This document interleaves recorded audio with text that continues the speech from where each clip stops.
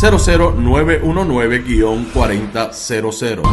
Bonita Radio, esto no es un cuento, esta es la verdad. Con ustedes, la periodista Carmen Enita Acevedo, en directo desde el estudio Roberto el Indio Acevedo.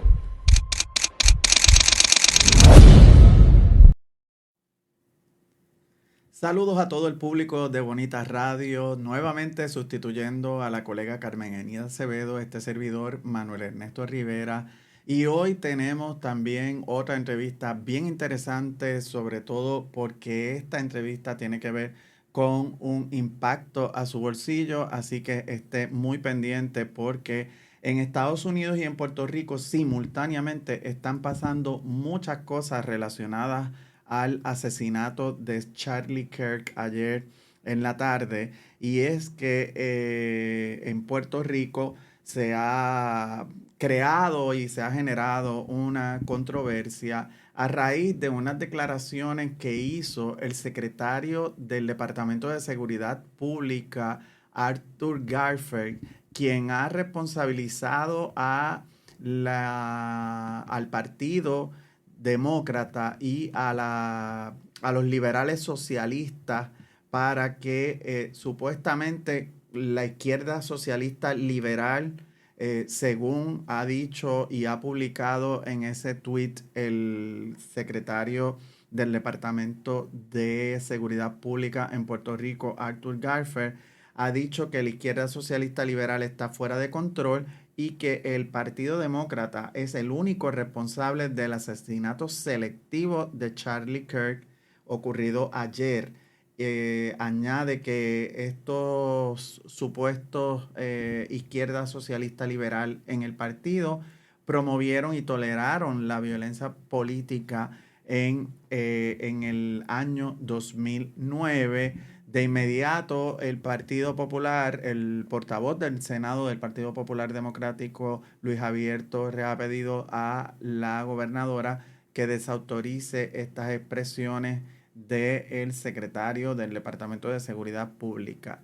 Todo esto ocurre mientras en Estados Unidos el FBI publicó las fotos de la persona de interés que están buscando por el presunto asesinato, o por el presunto no, por el asesinato de Charlie Kirk, y esas fotos que se publicaron en la página del FBI, pues declaran que esta persona es la persona de interés y que podría estar vinculada directamente al asesinato de Charlie Kirk, que como ustedes saben, pues ocurrió en horas de la tarde de ayer, mientras se encontraba en una especie de meeting político en la Universidad de Utah. Recibió un disparo, el mismo que en el 2023 pues defendió a capa y espada la segunda enmienda de la Constitución de Estados Unidos, que permite que las personas pues estén armadas. En el caso, regresando acá a Puerto Rico, también con cosas que están pasando que están relacionadas a la gobernadora. Mire, hoy se reporta en horas de la tarde, lo hace la oficina del comisionado de instituciones financieras, que hay una estafa, un video de situaciones reales donde aparece la imagen de la gobernadora invitando a la gente a invertir en una serie de transacciones que son fraudulentas, según ha dicho la oficina del comisionado de instituciones financieras. Según la propia oficina emitió unas declaraciones en un comunicado, dice que el video menciona a entidades reales, pero que el video es completamente fraudulento y que la gobernadora no ha publicado dicho video y que tampoco promocionaría ningún producto financiero, como tampoco lo hace la oficina del comisionado de instituciones financieras, que lo que hace es regular y fiscalizar a las instituciones financieras. Así que no caigan en la estafa de Jennifer, ni caigan en ese pescadito. Si usted ve el video o recibe algún tipo de correo electrónico o mensaje de texto con este video, pues usted debe reportarlo a la oficina del comisionado de instituciones financieras al 787-723-3131 o también lo puede referir a el FBI o a la policía en el 343-2020. Así que, de nuevo, ojo al pillo, no caiga en esa estafa del video de Jennifer González, porque supuestamente es un video fraudulento. Así que mire usted, proteja su bolsillo, cuide su dinero. Y de inmediato vamos a pasar con la entrevista que tengo para el día de hoy, porque como ustedes saben y ayer les adelanté, en la factura de Luma hay ya incluidos desde el 1 de septiembre dos nuevos cargos que tienen que ver con uno de ellos, con la pensión que se le paga a los jubilados, que como ustedes saben, pues el negociado de energía finalmente aprobó unos 2 centavos, que esto pues se traduce en mucho más dinero, pero para hacer ese pago que se le adeuda a los empleados jubilados de la Autoridad de Energía Eléctrica. Pero en esa misma factura hay otro cargo que se divide en 3 partidas para las entidades que tienen que ver con el servicio y el suministro de energía eléctrica.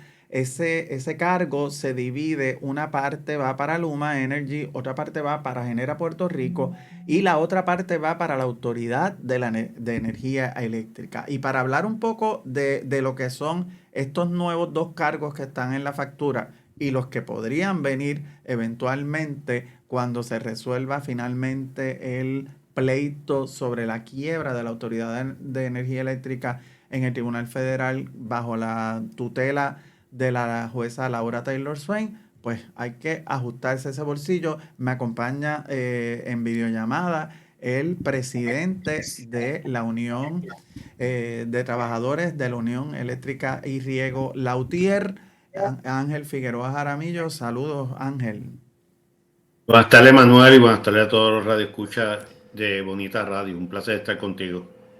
Ángel, de inmediato, pues ya comenzamos a ver en las facturas estos 2 nuevos cargos que tienen que ver, como señalé, con el pago de las pensiones de los empleados jubilados de la Autoridad de Energía Eléctrica y ese otro cargo que se divide en 3 partes. ¿Qué te parece a ti que se hayan aprobado estos 2 nuevos cargos y lo que eso va a significar para no solamente para las residencias, ¿no? Los clientes residenciales, sino también para los clientes comerciales que ya tienen una carga bastante alta con el pago de energía eléctrica? Miren, ambos nosotros hicimos un comunicado de prensa inmediatamente que salió aprobado esto el 31 de julio, donde se advertía y en este caso el negociado trató de proyectar que el aumento que había aprobado de 3.41 centavos desde el punto de vista global era para pagar pensiones. Y yo creo que es bien importante que los que nos están escuchando y los que nos están siguiendo puedan entender de dónde sale, porque yo tengo que pagar pensiones. Uh-huh. ¿Por qué me tienen que poner un cargo para pago de pensiones cuando eso no es parte de lo que yo rindo? Y eso es bien importante, creo que explicarlo, Manuel. Uh-huh. Lo primero es que el pago al sistema de retiro no es a las pensiones, es al sistema de retiro. Es considerado y reconocido legalmente como un gasto administrativo, como si fuera el plan médico, como si fuera una compra de poste, como si fuera una compra de transformadores. Así está reconocido en el fideicomiso de 1974, donde los bonistas, cuando adquirieron ese bono, cuando prestaron ese dinero, ya estaban advertidos que el sistema de retiro era un gasto administrativo y que precedía el pago a los bonistas. El sistema de retiro estuvo aportando hasta el 2014 el 70% de las responsabilidades del sistema de retiro. la aportación del patrono apenas era un 34%. ¿Qué sucede? La Autoridad de Energía Eléctrica comenzó a dejar de hacer las aportaciones correspondientes, llega la Junta de Supervisión Fiscal, apoyó esa determinación y el sistema de retiro fue descapitalizándose para poder cumplir con las obligaciones, porque la autoridad dejó de aportar. Y miren lo absurdo de lo que ellos decidieron. En el 2014 el actuario, a raíz de múltiples jubilaciones, a consecuencia de la ley 66 y determinaciones del gobierno que precipitaron, que duplicaron la cantidad de compañeros que promediaban anualmente la jubilación, el actuario dijo, hay que aumentar de 34 a 37%, 3% solamente, para poder nivelar ese desfase. La autoridad no lo hizo y consecutivamente, año tras año, los actuarios iban informando no lo hacían. ¿Qué conllevó esto? Que se tuvo que utilizar el dinero de inversiones para pensiones y descapitalizaron el sistema de retiro, y ahora, como es un gasto administrativo, el gobierno, la Autoridad de Energía Eléctrica tiene que pagar el 100%. Mire qué negocio. De 34% que aportaba, ahora tiene que conseguir el 100%. El dinero había separado para cubrir las pensiones en que se reestructuraba la deuda, también se había conseguido unos 400 y pico de millones. ¿Qué hizo la Junta de Supervisión Fiscal? Vino y transfirió ese dinero a Luma. Luma vino arrastrando un déficit hace 4 años y lo estaban tapando con este tipo de transferencia. Y para la Junta de Supervisión Fiscal y para el gobierno y para los que nos gobiernan en Puerto Rico fue más sencillo y apoyar un pago que lo estamos viendo hoy de 1 centavo, de 1.92 centavos, para cubrir las obligaciones del sistema de retiro. Pero en ese mismo momento dejaron abierta la imaginación que todo el aumento era para pagar las pensiones, pero colaron casi el 50% de ese aumento para cubrir ya los gastos excesivos de Luma y Genera. De eso prácticamente, de ese centavo y medio, prácticamente más del 90% de lo que se recupera a través de ese centavo y medio es para abonar a los gastos ya insostenibles, inauditos, exagerados que tiene Luma. Extremo que podamos ver, no sé si estás por ahí en la gráfica, podemos ver un centavo 49, un 1.49 centavos, donde ellos indican un aumento provisional. Ambos aumentos teóricamente son provisionales, inclusive de las pensiones, para pagar el sistema de retiro. ¿Por qué? Porque ese aumento o cualquier aumento, si fuera necesario para cubrir esa partida, se va a determinar y se va a establecer una vez se finalice el proceso de quiebra.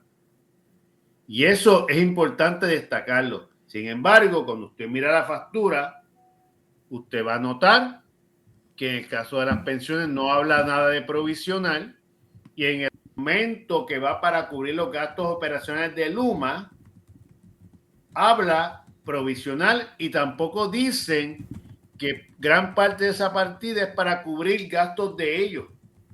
Por ejemplo, se le aumentaron ya el presupuesto más alto en toda la operación del sistema eléctrico en Puerto Rico.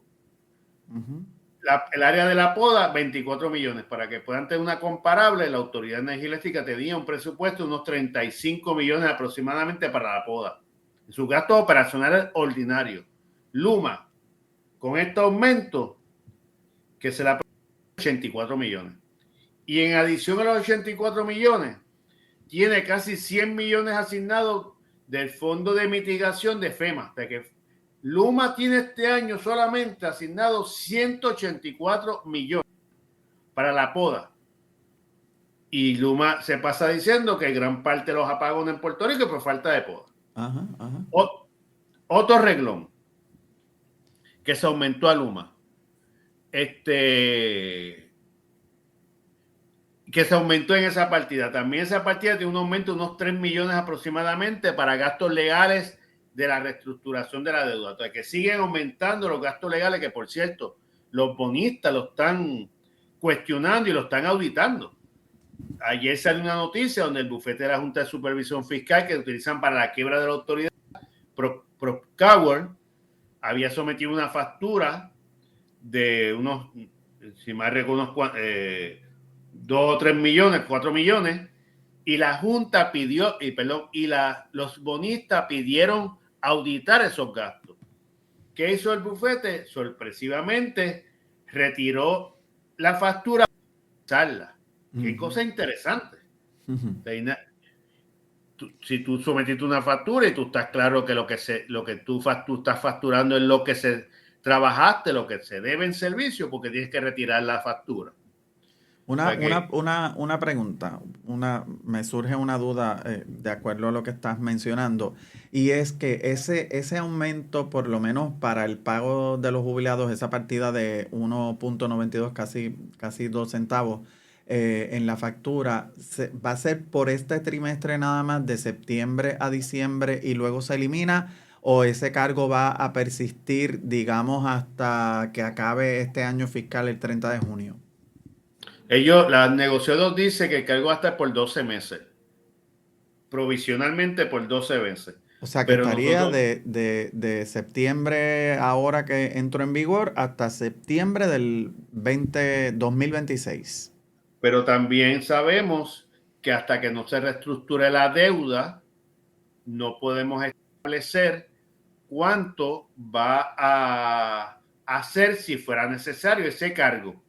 Por lo tanto, el cargo nosotros podemos anticipar que el negociado lo va a dejar establecido hasta tanto se establezca la cuenta. Mira, ahí mismo en esa gráfica que tú bien señalas, y esto es bien importante también explicar lo que voy a decir ahora, demuestra que el 97% de lo que ingresa en la tarifa básica van para operadores privados. ¿Y por qué esto es importante? Porque la tarifa básica, para los que nos están escuchando, de ahí estaba ya presupuestado el pago al sistema de retiro para cubrir las pensiones. La tarifa básica históricamente siempre ha estado calculado lo que corresponde a la aportación al sistema de retiro. Al tú darle el 97% a los dos operadores privados, te quedaste sin una fuente para poder cumplir con la obligación del sistema de retiro. Y por eso es que es la otra razón porque tienen que recurrir a este aumento de 1.92. Y la tercera otra alternativa. Y dame un segundo. Los 700 millones que se le asignan a Luma para administrar el sistema, y es solamente para distribuir, porque no, ¿verdad? Y operar o darle mantenimiento más bien a las líneas que distribuyen la energía hacia los hogares y hacia los comercios. Ese dinero no le da a Luma para incluir el pago de pensiones.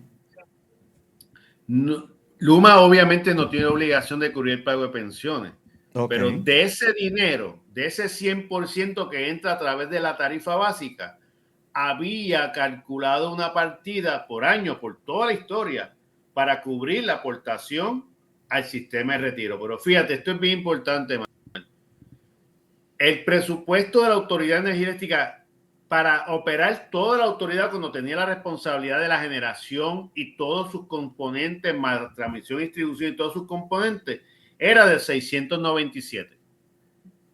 Y Luma solamente tiene para el área de transmisión y distribución solamente 692. Y otros 313 se va para generación. Por eso es que de ahí estaba la aportación al sistema de retiro. Lo que pasa es que se lo asignaron a Luma. Por eso es que decimos, cuando nosotros sacamos el comunicado el 1 de agosto, 2 de agosto, no recuerdo, reaccionando a este aumento, a esta aprobación, nosotros decíamos que era innecesario, porque lo primero es que había que redirigir o reajustar la visión de si vamos a ir bajo el modelo privado.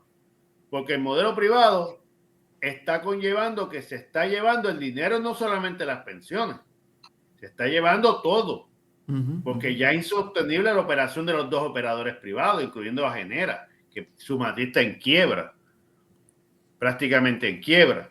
O sea, que estamos viendo que vinieron, le asignaron un presupuesto que antes el modelo público no tenía a los dos operadores privados. Estamos en peor situación desde el punto de vista de estadística de apagones, de tiempo sin servicio, de los gastos operacionales. Y en adición a eso, pidieron, porque fíjate que es interesante, de ese centavo y medio, ese 1.49, es la primera partida que la aprueba el negociado de los 11 centavos que el Luma pidió para poder reparar aceptablemente la red, porque ayer dijo claramente que necesitaba 25 billones, que están los 11 centavos que ellos pidieron, pero que no garantizaban que se acabaran los apagones. De eso estamos hablando, de este operador privado. O sea, que estamos viendo que el dinero que se utilizaba para cubrir el sistema de retiro y sus obligaciones se le dieron a Luma. Estamos viendo que el dinero que tiene Luma y los dos operadores privados de Genera PR es un presupuesto más alto que el que tiene la autoridad, pero tiene que cumplir 3 obligaciones con ese dinero. La operación de todo el sistema eléctrico, llámese generación y transmisión y distribución, el pago del sistema de retiro y el pago a los bonistas. Pero o sea, que ese dinero que tú ves, ese 100% que tú ves ahí, se cubría en 3 partidas. Podríamos estipular, si uno se va y se tira a hacer una encuesta en la calle, que el pueblo considera que la privatización fracasó. Sin embargo, a su vez, si uno le menciona a las personas que vamos a regresar al sistema público y a la Autoridad de Energía Eléctrica como monopolio, ¿no? Pues la gente tampoco está de acuerdo. Entonces, ¿cómo logramos que resolver el problema? Porque el Partido Independentista Puertorriqueño, por ejemplo, sometió un proyecto de ley para salir del contrato de Luma y de Genera, y ese proyecto ni tan siquiera considerado, ni tan siquiera lo miraron la mayoría del Partido Nuevo Progresista en Cámara y Senado. Y entonces estamos como presos entre Luma y Genera, y hasta New Fortress, que la gobernadora recientemente dijo en una entrevista, pues que el gobierno de Puerto Rico está indefenso ante New Fortress Energy y que va a tener que seguir negociando con ellos, que tienen un monopolio, dicho sea de paso, en el puerto ahí de San Juan, y que además es una empresa que ha tenido pérdidas y que está en quiebra, que tiene 500 millones de pérdidas en el segundo trimestre de este año. Entonces estamos presos de estas 3 empresas que en realidad se están quedando con todo el dinero público, porque todo este dinero lo pagamos nosotros los contribuyentes, y entonces tampoco queremos regresar al sistema público. O sea, ¿qué nos queda? ¿Cómo salimos de este meollo? Pero yo no estoy... país no quiere regresar al modelo público. Yo he visto varios sondeos donde el país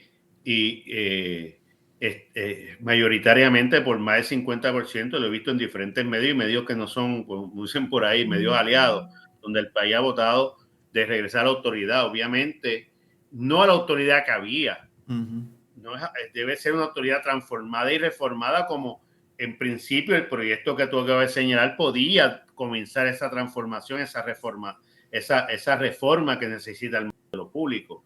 El modelo público, sin lugar a dudas, nadie ha podido debatir que es más barato que esta privatización. Nadie ha podido. Lo que hacen es utilizar emociones. Esa gente se fue a quiebra. ¿Cómo volvemos a una empresa que está quebrada, que quebró, que un monopolio quebró? Pero se nos olvida, o no se trae una discusión inteligente, que debemos hacernos otra pregunta. ¿Cómo quiebra un país? No solamente quebró un monopolio. ¿Y quién lo quebró? Quebraron un país entero. ¿O se nos olvidó?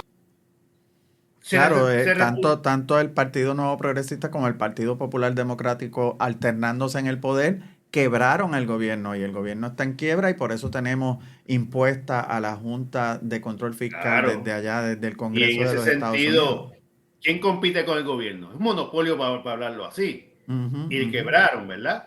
Por lo tanto, esa política de estos dos partidos llevaron no solamente a la autoridad, al BGF, el Banco Gubernamental de Fomento, desaparecieron, se reestructuró la deuda de acueductos, se reestructuró la deuda de carretera. O sea, que estamos hablando pero como la campaña siempre fue de forma sistemática con la autoridad, pues usan ese miedo. Ahora bien, Antes de continuar, antes de que sigas, cuando se señala que es posible regresar al modelo público, ¿cómo lo haríamos? ¿Dónde están los empleados públicos o los empleados de la Autoridad de Energía Eléctrica que están distribuidos en las diferentes agencias públicas, más los que están en Luma? O sea,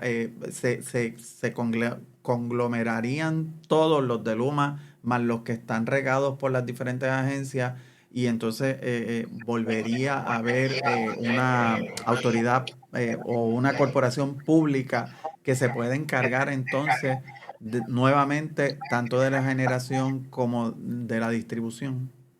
sin lugar a dudas, primero déjame poner un poco de recuerdo. Luma cuando llegó a Puerto Rico no tenía nada. Ujú. Nada. Cuando digo nada, es nada. Luma montó un negocio con el dinero del pueblo de Puerto Rico. Se le pagaron 167 millones el primer año de transición para montar el negocio, el desastroso negocio que tiene hoy. Luma está operando dentro de la facilidad del pueblo de Puerto Rico. Luma, el equipo que votó era del pueblo de Puerto Rico y el que adquirió fue con fondos públicos que debe volver al pueblo de Puerto Rico. La fuerza laboral que reclutó Luma al principio era empleados públicos. Por lo tanto, Luma empezó de nada. Nosotros tenemos más que eso, tenemos el conocimiento, tenemos la visión, tenemos la diferencia de que esto no es un negocio, esto es un servicio esencial para el pueblo. Y no solamente son los compañeras y compañeros que están movilizados, desplazados a nivel de todo Puerto Rico. Esos compañeros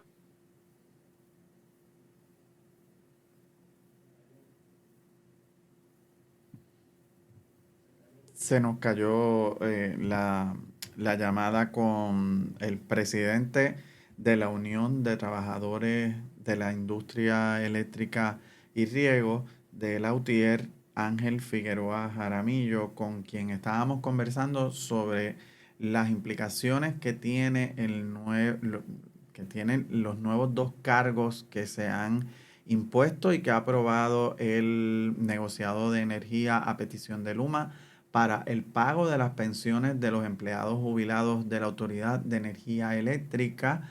Ese pago o ese cargo adicional que hay en la factura es para ese pago a los pensionados y según ha explicado Figueroa Jaramillo, pues se extenderá desde este septiembre que acaba de empezar hasta septiembre del año que viene, 2026, y podría extenderse aún más si no se llega a una transacción en el pleito judicial que se lleva a cabo en el Tribunal Federal sobre la quiebra de la Autoridad de Energía Eléctrica y la deuda que se mantiene con los bonistas de la Autoridad de Energía Eléctrica. Y ahí, como ustedes saben, pues hay un impasse porque los bonistas quieren que se le pague la totalidad de la deuda que sobrepasa los 12,000 millones de dólares, pero la Junta de Supervisión Fiscal, la antigua Junta de Supervisión Fiscal, bajo el dominio del Partido Demócrata, decía o había establecido que esa cantidad no se podía pagar y se estaba negociando y estaban en vías de lograr un acuerdo para pagar mucho menos, para pagar alrededor de 2.500 millones de dólares. Sin embargo, Donald Trump ha deshecho y ha desintegrado la Junta de Supervisión Fiscal, destituyó de golpe y porrazo a 6 de sus miembros y ahora mismo la Junta de Control Fiscal está operando con un solo miembro, que es el director ejecutivo, y se espera que el presidente de los Estados Unidos, Donald Trump, pues nombre a esos otros 6 integrantes de la Junta de Supervisión Fiscal, y esos 6 integrantes de la Junta de Control Fiscal vienen con la encomienda presidencial del presidente Trump para que se negocie nuevamente con los bonistas y se logre finalmente un acuerdo y ya se salga del caso de quiebra. Así que ese futuro también es incierto porque no sabemos cuándo se van a hacer esos nombramientos, cuándo el Senado de Estados Unidos los estaría aprobando y cuándo esos 6 miembros de la Junta van a estar en Puerto Rico. Así que en lo que eso sucede, es como bien explica Figueroa Jaramillo, que estaría todavía en vigor ese aumento o esa partida de los 2 centavos en las facturas para pagar las pensiones de los empleados jubilados de la Autoridad de Energía Eléctrica, y también el otro cargo que impusieron, que es para dividirlo entre Luma, Genera y la propia autoridad. ¿Por qué se divide ese otro cargo para estas 3 entidades, tanto para Genera como para Luma y para la autoridad? Si la autoridad no tiene empleados, como quien dice, básicamente, ¿por qué necesita tanto dinero para seguir operando? De esa partida solamente salen $3 millones de todos esos millones que recogen a través de los restos para los 2 operadores. ¿Por qué? Porque la autoridad todavía tiene a su responsabilidad todo el sistema de riego y las hidroeléctricas. Y en adición a eso, también tiene la responsabilidad de seguir manejando toda la administración desde el punto de vista de los asesores, desde el punto de vista, porque sigue siendo la dueña del sistema eléctrico. No olvidemos que Luma y Genera son contratistas, técnicamente son contratistas. Contratistas que el contrato le ha permitido manejar la empresa como si fueran los dueños. Esto es irónico. Que Luma y Genera son empleados de la Autoridad de Energía Eléctrica, y la forma que se confeccionó el contrato, la autoridad parece ser el inquilino en su propia casa, y lo estoy diciendo literalmente. Para entrar al edificio de la Autoridad de Energía Eléctrica, donde están las oficinas de la Autoridad de Energía Eléctrica, hay que pedirle permiso a Luma. Hasta eso es el absurdo de este tipo de contrato y de este poder que no se sabe de dónde se le permitió dárselo especialmente a Luma en Puerto Rico. ¿Y qué te parece las expresiones de la gobernadora en términos de lo que tiene que ver con las negociaciones con New Fortress? Que, bueno, que el país está indefenso ante esa empresa y que tiene que seguir negociando con ellos, aun cuando es una empresa que está básicamente en quiebra. Sus bonos, o sea, no está en quiebra todavía, pero sus bonos fueron degradados y ha tenido pérdidas netas este segundo trimestre por $500 millones. Mira, desafortunadas, desacertadas gobiernos, o como nuestros gobernantes dejan desprovisto, desamparado al pueblo de Puerto Rico, diciendo que no puede hacer nada. Primero, ¿de quién es el muelle? El muelle es del pueblo de Puerto Rico. Entonces, el muelle no es un muelle privado. Que tiene un acuerdo de arrendamiento hasta el 2045. Sí, hay un acuerdo de arrendamiento, pero es arrendamiento. Aquí todo el mundo que tiene, ¿verdad? Son caseros y tiene un inquilino que no cumple con sus responsabilidades, tiene un mecanismo para poder disponer ¿verdad? O poder recuperar su propiedad. Todo el mundo. ¿Cómo que el gobierno nos dice a nosotros que está desprovisto? ¿O es que New Fortress tiene tanto poder o tiene tanta información o no sé qué tiene, que tiene la valentía y la desfachatez de sacar un barco amenazando al pueblo de Puerto Rico, dejándolo en incertidumbre y entrarlo cuando le venga en gana y ahora la gobernadora decir que está desarmada para poder atender el monopolio que el mismo gobierno creó de New Fortress. ¿Cómo uno puede compaginar que el que crea ese monopolio del gas en el área norte fue el ingeniero José Ortiz, cuando firmó ese contrato que advertimos que era malo? Sin embargo, la gobernadora lo nombra como parte del llamado equipo aquel que nombraron en enero, asesor de todo este proceso, que también fue el que firmó el contrato de Luma. Y la gobernadora, por un lado, dice que va a cancelar el contrato de Luma. Sin embargo, tiene dentro de la casa, asesorándola, los mismos que crearon el desastre. Creo que aquí lo que pasa es que hay falta de voluntad.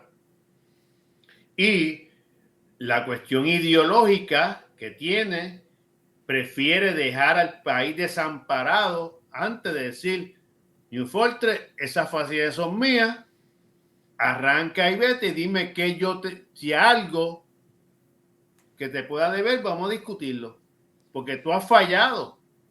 O se le olvida al pueblo de Puerto Rico o en esta discusión cuando la autoridad le dijo, me debes tantos millones de dólares que todavía no se han resuelto, cuando en la pandemia New Fortress decidió vender el gas en otro país y dejó a Puerto Rico sin el gas metano. O sea que incumplimiento hay. ¿Por qué en este tema, que es más fácil de manejar que Luma, mucho más fácil? ¿Por qué?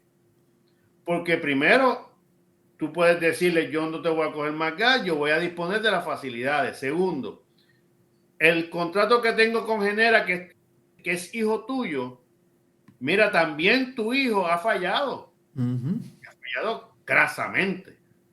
O sea, los apagones por problemas de generación en este país han aumentado dramáticamente por la falta de mantenimiento, por la falta de inversión en el mantenimiento que Genera no hace.